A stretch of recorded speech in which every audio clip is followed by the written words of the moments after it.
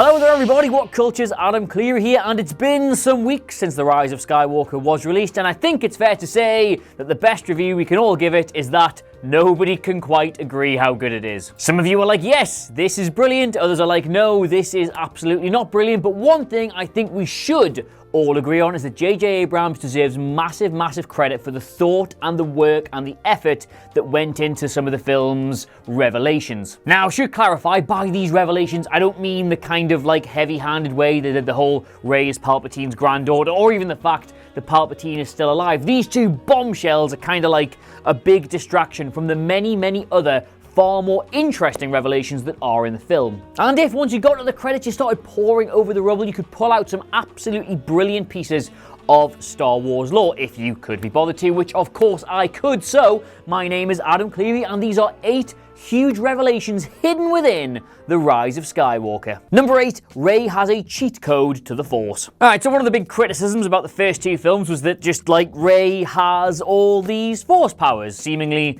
out of nowhere. She was never really trained to any great extent, and yet she was throwing boulders around like nobody's business. And it was when she started to match Kylo Ren in a fight that people were like, hey, hang on, wait a second, this kid has trained his entire life to be a master of the Force, and he's just not really getting anywhere fighting some girl who's only just picked up a lightsaber. How on earth do you explain that? Then they could talk to each other from across the galaxy, see each other from across the galaxy. They could even pass objects and items between this connection. It was all getting very strange, but The Rise of Skywalker explains it because Kylo Ren and Rey are a dyad of the Force.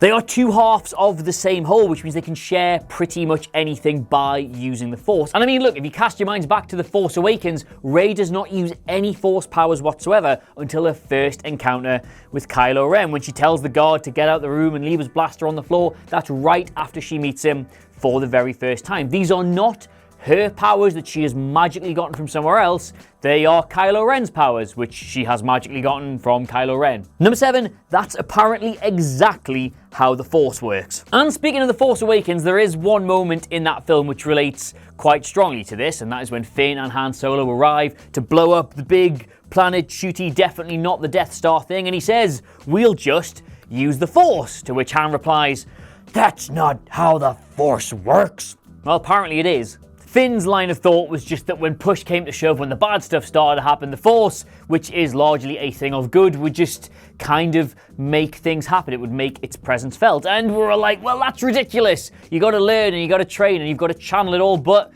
no, we have learned that that is pretty much what just happens. Take the end of The Force Awakens as an example for this. That is now reframed in a different light thanks to The Rise of Skywalker. Finn picks up the lightsaber pretty much for the very first time, sees Kylo Ren coming towards him. He should be a shish kebab in a couple of seconds, but because he has that basic stormtrooper training and is also a Force sensitive, he's kind of able to just go along with it for a little bit. He lasts way longer than he should be because the Force just comes and helps him. I did double check that one, by the way. You do say he is a Force sensitive, not like he is a Force sensitive person or he is Force sensitive. Apparently the correct wording is he is a Force sensitive. Force sensitive is just the name. Anyway, it's right, okay? There is kind of a tragedy to this whole trilogy when you think about it. Like, Rey and Finn started this journey together, both dipping a toe in the water of the Force, but no real idea what to do with it. And then Rey goes on to get all these great powers, and Finn kind of has to just sit there and help as best he can without any training, without any connections to anybody. It's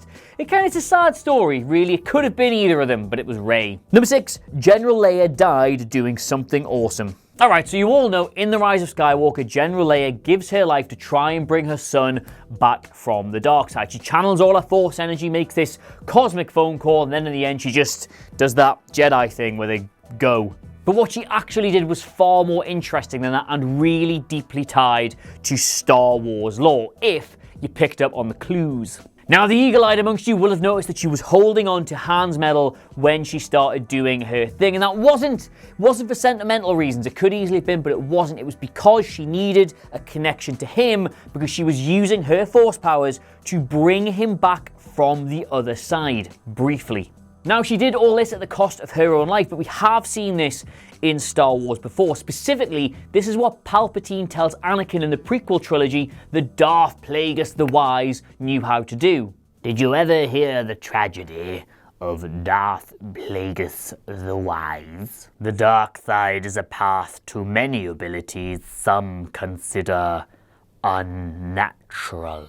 He could even keep the ones he cared about from dying? Yes, this is that thing, the ability to keep your loved ones from dying, or whatever the hell you said it was. This is what Leia is doing. She uses that power to bring Han back from the dead, if only temporarily. And the reason it kills her is because she is a Jedi, not a Sith. The amount of energy that takes to do is final. She pours every single thing she has into this one-shot chance for redemption to bring Han back, because she knows that Kylo Ren, her son Ben, is too far gone to be saved, except for the intervention of his own father, the man who died by his own hand. The only person who can bring him back. She has to go to the other side to get him. And this is really nice, because when Han leaves Leia, the last time she sees him alive, he says he's going to bring back their son. So 2 films later, he actually does it with a little help from her. It's just nice, that. Number 5, The Secret of Darth Plagueis. And through all this, we actually learn a lot more about this whole resurrection thing that came up in the prequel trilogy, because Leia shows you how one half of it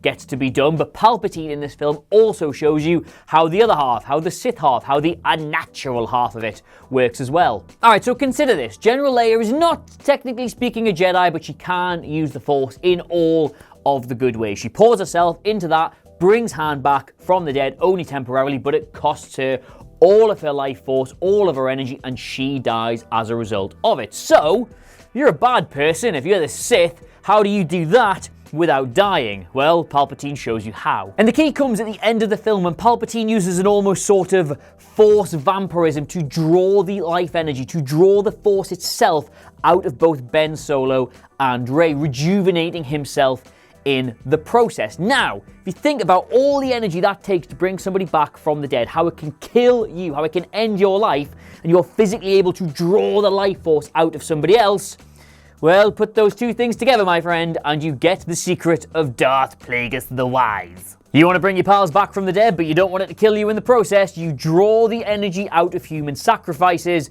and you send it into doing that instead. Plagueis could do this, but it would cost other people their lives, which of course he didn't mind because he's a Sith, and of course General Leia wouldn't do because she's not Bellend. This might all seem a little bit out there, but the fact that J.J. Abrams quotes from this scene, quotes from the Darth Plagueis the Wise scene in this film, shows how close to the front of his mind it was when he was writing this script. He wants you to remember this conversation because it adds lots of context to what happens in the film. This is pretty much a dead cert. And for all that Rey and Ren show us 2 halves of this same Force thingy, Palpatine and Leia also show us 2 halves of another Force thingy, which is kind of poetic. Number 4, Mace Windu survived. Now, before I start this, yes, some of this does come from the fact that Samuel L. Jackson is peachy bloody keen to come back as Mace Windu, but there is a lot more to it than that. So in Revenge of the Sith, Mace Windu is killed by a combination of Palpatine and the about-to-turn Anakin Skywalker. You remember the standing on the thing and the glass shatters and then zah, etc, etc. No, no, no! Unlimited power! Anakin! Now, he definitely does die because obviously Rey channels all the dead Jedi into herself to get that final push at the end of the film, and amongst all the voices we hear, yes, one of them is Mace Windu, so he's dead at the time of the Rise of Skywalker, but doesn't mean he was necessarily killed in Revenge of the Sith. After he loses a hand, whoops, there it goes, Palpatine hits him full force with all of that Force lightning. He sends him flying into the night sky, and we were all like, ho-ho, well, that's the end of that guy. But in this film, he also hits Kylo Ren full blast with a load of Force lightning, sends him flying down a hole, and he just kind of gets back up and he goes, whew, just give me a minute. So obviously it sucks, it doesn't tickle, but it doesn't kill you. I mean, let's give the guy his due here. Mace Windu defeated Palpatine in single combat and absolutely would have killed him were it not for those meddling kids. So the idea that he can't survive being yeeted out of a big window is a bit weird. Now, given that Disney have just launched a streaming service for which they are open to any number of ideas concerning the lore of much beloved properties, the idea of a seriously pissed off, one-handed Jedi roaming around the capital trying to evade detection, I would watch the living hell out of that. Mace Windu on Disney Plus, please, my friends, start the petition. Number 3, Anakin actually did bring balance to the Force with his children. Now, yes, admittedly, when they announced Palpatine was coming back for this film, a lot of us bad nerds here at What Cultures started to think, wait, hang on, wasn't the whole point of Anakin Skywalker that he would bring balance to the Force? How does that work if he's clearly not brought balance to the Force? But what The Rise of Skywalker tells us is that, yes, he absolutely did bring balance to the Force. It was just a slightly longer job than perhaps it looked. It wasn't just his job alone either. It was a cross-generational job that he himself was responsible for. Now, throwing Palpatine into the bowels of the Death Star right before it blows up is all well and good, yes, but when he is a symptom, not the disease itself, it's ultimately not really that important. As we saw, there were loads of Sith cultists and ships, and Palpatine came back and all of this. It was clearly a lot more going on than was resolved at the end of Return of the Jedi. But Anakin's every single action across all 9 films leads very precisely to the ultimate destruction of all of the Sith. Let's do a head count. Anakin himself kills Count Dooku. Effective, then he, as Darth Vader, leads all the Inquisitors to their deaths. Then he has his 2 children, and without Luke's presence on Tatooine, then Obi-Wan wouldn't have been there to eventually see off Darth Maul. Then Luke and Leia eventually pass all of their knowledge down to the next generation, who are responsible for the death of Snoke and the ultimate destruction of Palpatine and all the rest of the Sith. Job done. And absolutely none of this happens if Anakin and Padme don't do the